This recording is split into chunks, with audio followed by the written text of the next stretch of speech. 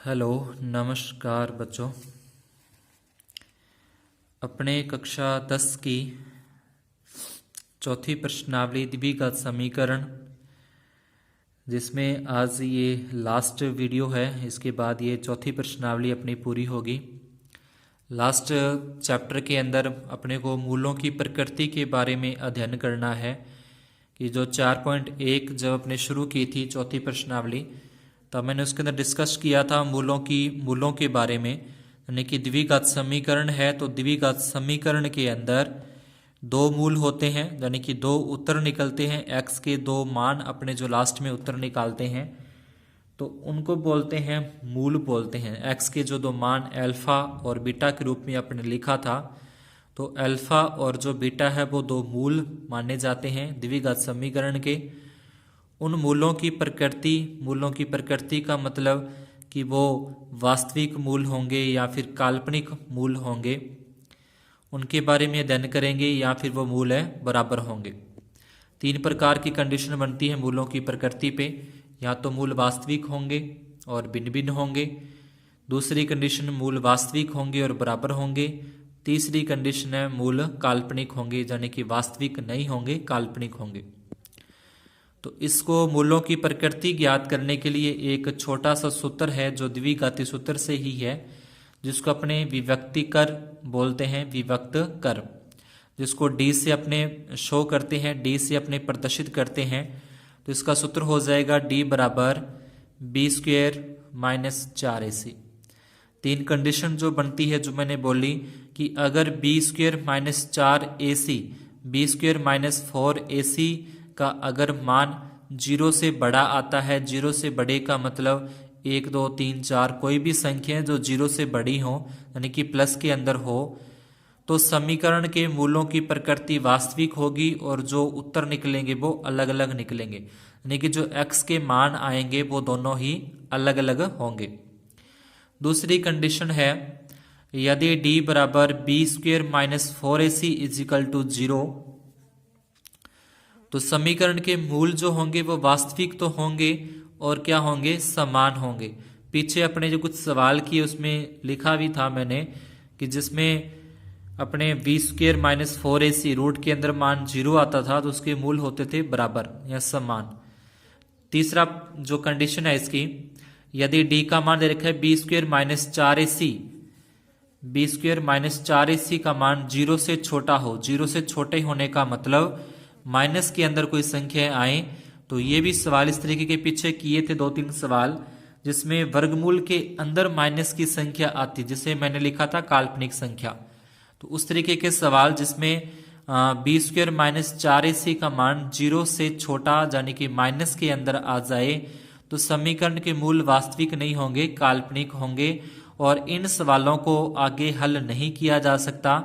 इसमें सिर्फ इतना ही लिखा जाता है कि इनके मूल वास्तविक नहीं है। अपने करते हैं पहले सवाल का दूसरा पॉइंट है। पहले का पहला आप खुद कर लीजिए, पहले का दूसरा।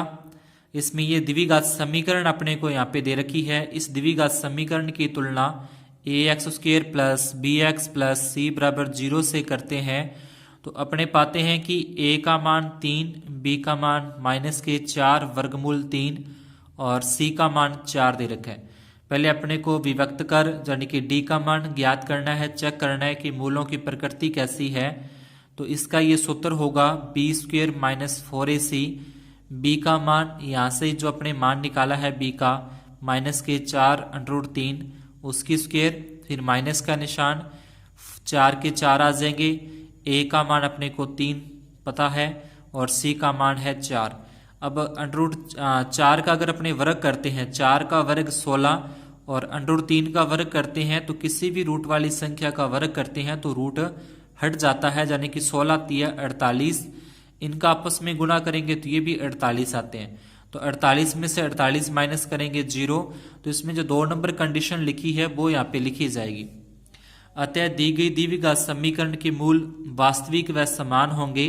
अब अगर वास्तविक और समान है, यानी कि अगर 1 नंबर कंडीशन आती है या 2 नंबर कंडीशन आती है, तो उस सवाल को आगे अपने को हल करना है सूत्र लगाकर। अगर 3 नंबर कंडीशन आती है जिसके उत्तर यानी कि यहाँ पे माइनस करके देखा, अगर उत्तर माइनस में आता है, अगर यहाँ पे कोई माइनस की संख्या आ जाती है तो यहाँ सिर्फ इतना लिखना है दी गई द्विघात समीकरण के मूल वास्तविक नहीं है, और उसको फिर आगे हल नहीं करेंगे। आगे हल तभी करेंगे जब इसका उत्तर 0 या फिर 0 से बड़ी कोई संख्या प्लस के अंदर आए। ये अपने पीछे काफी बार कर चुके हैं सवाल, तो वही इसमें सूत्र है।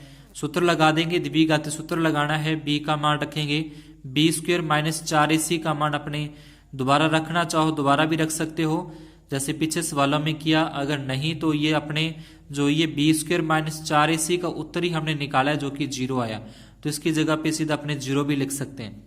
अब 0 का वर्गमूल निकालो, 0 ही आता है। 0 का वर्गमूल 0।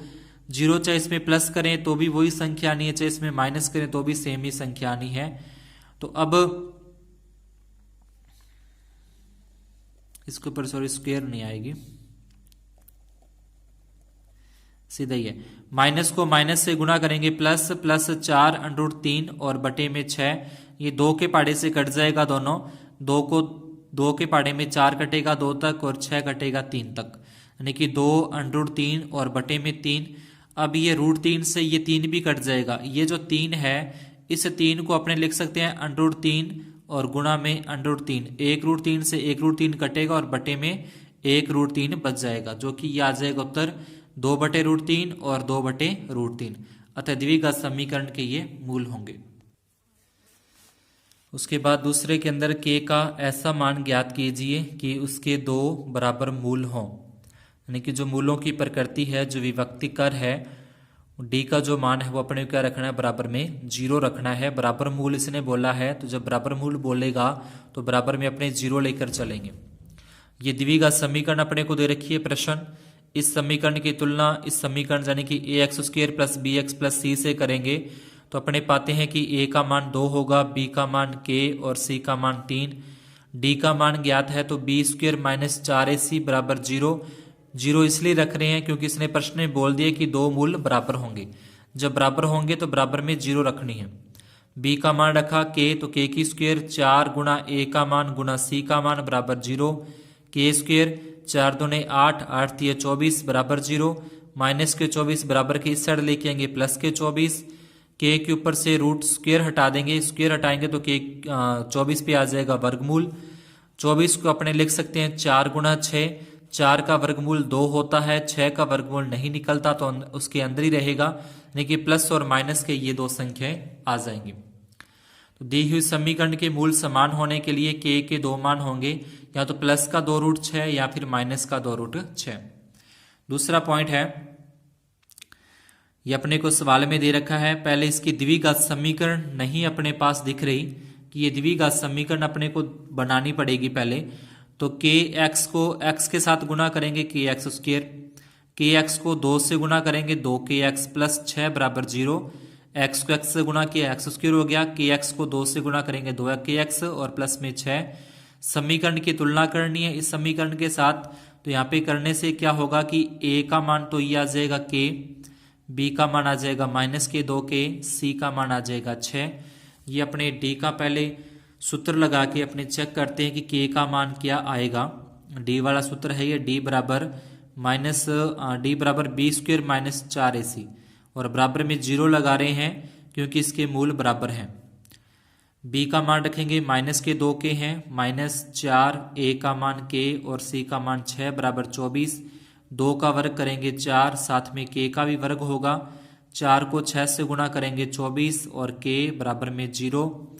इसके अंदर भी 4 का भाग जाता है, इसमें भी 4 का भाग जाता है, तो 4 कॉमन। k इसके अंदर भी आता है, k इसमें भी आ रहा है, तो k भी कॉमन निकाल देंगे। तो यहाँ पे बचेगा k, इस 24 में 4 का भाग देंगे 6 बराबर में 0। एक बार तो 4 के बराबर 0 रखेंगे तो k बराबर 0 ही आ जाएगा, क्योंकि 4 इसके बटे में आएगा तो 0 में 4 का भाग देंगे 0 ही आएगा। दूसरी बार k माइनस 6 बराबर 0 रखें तो k माइनस 6 बराबर 0 है तो k बराबर 6 ही आ जाएगा। अतः दी गई समीकरण के जो मूल होने चाहिए वो होंगे k का मान 6 हो जाएगा उसके लिए, तभी वो मूल बराबर होने के लिए k का मान 6 होगा। तीसरा सवाल है, क्या एक ऐसी आम की बगिया बनाना संभव है जिसकी लंबाई चौड़ाई से दुगनी और उसका क्षेत्रफल 800 मीटर स्क्वायर हो। लंबाई है वो चौड़ाई से दुगनी, तो माना कि आयताकार बगिया की चौड़ाई x है, लंबाई 2x हो जाएगी क्योंकि उसने बोला है कि दुगनी है चौड़ाई से, चौड़ाई को x माना तो लंबाई उसकी दुगनी 2x हो जाएगी। आगे उसने बोला उसका क्षेत्रफल 800 है, तो आयत के क्षेत्रफल का सूत्र होता है लंबाई गुना चौड़ाई बराबर में 800 दे रखा है। लंबाई 2x है गुना चौड़ाई x है, तो ये लिख दिया बराबर 800। 2x को x के साथ गुना करेंगे 2x स्क्वायर बराबर 800 x स्क्वायर, और ये 2 इसके बटे में आ जाएगा। x स्क्वायर बराबर 800 बटे 2 यानी कि 400, और 400 का अगर वर्गमूल निकालें तो उसका आता है 20, यानी कि 20 का वर्ग 400 होता है, तो 400 का वर्गमूल आ जाएगा 20। प्लस माइनस की संख्याएं आएंगी, तो किसी भी आयत वर्ग त्रिभुज चतुर्भुज की जो भुजाएं होती हैं वो कभी माइनस के अंदर नहीं आती, तो इसलिए ऋणात्मक मान छोड़ देंगे। और आयताकार बगिया की चौड़ाई 20 मीटर, लंबाई उसने बोला है कि जितनी चौड़ाई है उसकी दुगनी, यानी कि 20 की दुगनी 40 मीटर होगी। उसके बाद चौथा है, क्या निम्न स्थिति संभव है, यदि है तो उसकी वर्तमान आयु ज्ञात कीजिए। और अपने को प्रश्न दिया कि दो मित्रों की आयु का योग है वो 20 वर्ष है। दो दोस्त हैं, मित्र हैं, उनकी आयु को अगर जोड़ा जाए तो 20 वर्ष है। 4 वर्ष पूर्व उनकी आयु का गुणनफल 48 था। तो मान लेते हैं कि माना कि पहले मित्र की आयु x वर्ष है, तो दूसरे मित्र की आयु 20 माइनस x हो जाएगी। जब योग दे रखा हो दो संख्याओं का, तो एक संख्या को x मानते हैं और दूसरी संख्या उस योग में से माइनस करके लिख देते हैं। 4 वर्ष पूर्व, तो 4 वर्ष पूर्व पहले मित्र की आयु 4 साल पहले पूछा तो 4 साल माइनस हो जाएगी। दूसरे मित्र की आयु 20 माइनस x थी, 4 वर्ष पूर्व बोला है, तो 4 माइनस कर देंगे, यानी कि 20 में से 4 माइनस करेंगे 16 माइनस x। आगे उसने बोला कि उनका गुणनफल है, यो आयु का गुणनफल है वो 48 है। तो पहले x को 16 के साथ गुणा करेंगे 16x आ जाएगा, x को x के साथ गुणा करेंगे x स्क्वायर आ जाएगा। 4 को 16 से गुणा करेंगे 16 चौके 64, माइनस 4 को माइनस x के साथ गुणा करेंगे तो प्लस के 4x बराबर में 48। 16x और 4x है तो ये हो जाएंगे 20x, माइनस का x स्क्वायर माइनस के 64 प्लस के 48 है, माइनस के 48 बराबर 0। 20x माइनस x स्क्वायर, ये दोनों माइनस माइनस के हैं तो जुड़ जाएंगे, माइनस 112। अपने पास द्विघात समीकरण आ जाएगी x स्क्वायर माइनस के 20x प्लस के 112। तीनों के निशान अपने चेंज कर दिए हैं क्योंकि यहाँ पे x स्क्वायर माइनस का है, तो इससे प्लस का करने के लिए इसको माइनस हो जाएगा, ये प्लस हो जाएगा, ये प्लस हो जाएगा। इस समीकरण की तुलना ax square plus bx plus c से करेंगे तो a b c के मान यहाँ से a का मान 1 आ जाएगा, b का मान माइनस के 20, c का मान 112। इसको फिर d का मान ज्ञात करना है। पहले अपने प्रकृति जांच करते हैं इसकी सवाल की कि प्रकृति क्या निकलती है। तो b स्क्वायर माइनस 4ac सूत्र लगा के इसको हल करेंगे। b का मान है माइनस के 20, उसकी स्क्वायर माइनस 4 गुना a का मान और गुना c का मान। 20 का स्क्वायर करेंगे 400 होता है, 4 को 1 से गुना करेंगे 4 और उसको 112 से गुना करेंगे 448। अब 400 में से 448 माइनस करेंगे तो माइनस के 48 आते हैं जो कि 0 से छोटा है, यानी कि उत्तर अगर माइनस के अंदर आ गया है अपना तो इसमें लिख देंगे मूल वास्तविक नहीं होंगे और इसको आगे हल नहीं करना है।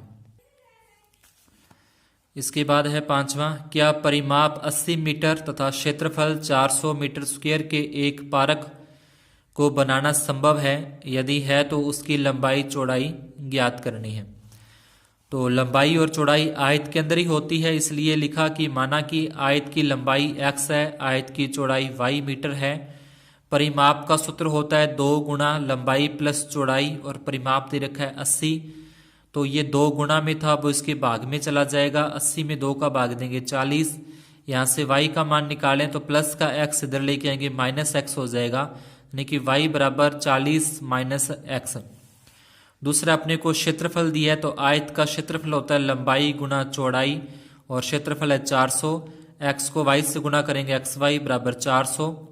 ये x का, ये देखो x का तो x ही आ गया उसके बाद y की जगह पे ये जो y का मान था 40 माइनस एक्स वो रखा और बराबर में 400। x को 40 से गुणा करेंगे 40x, x को x के साथ गुणा करेंगे एक्स स्क्वेयर बराबर 400। 40x माइनस के एक्स स्क्वेयर प्लस के 400 अंदर लेके आएंगे तो माइनस के 400 और बराबर में 0। इसके बाद एक्स स्क्वेयर आ गया माइनस के, क्योंकि इनको अपने को द्विघात समीकरण के अंदर एक्स स्क्वेयर को प्लस का करना होता है, एक्स स्क्वेयर वाला होता है उसको प्लस का करना है, तो सभी के जो निशान है वो अपने चेंज कर सकते हैं तीनों सभी के, यानी कि माइनस इसमें से कॉमन ले लेंगे तो कॉमन लेके इसको चेंज हो जाएंगे। एक्स स्क्वेयर प्लस के 40x है माइनस के 40x, माइनस के 400 है प्लस के 400 बराबर 0।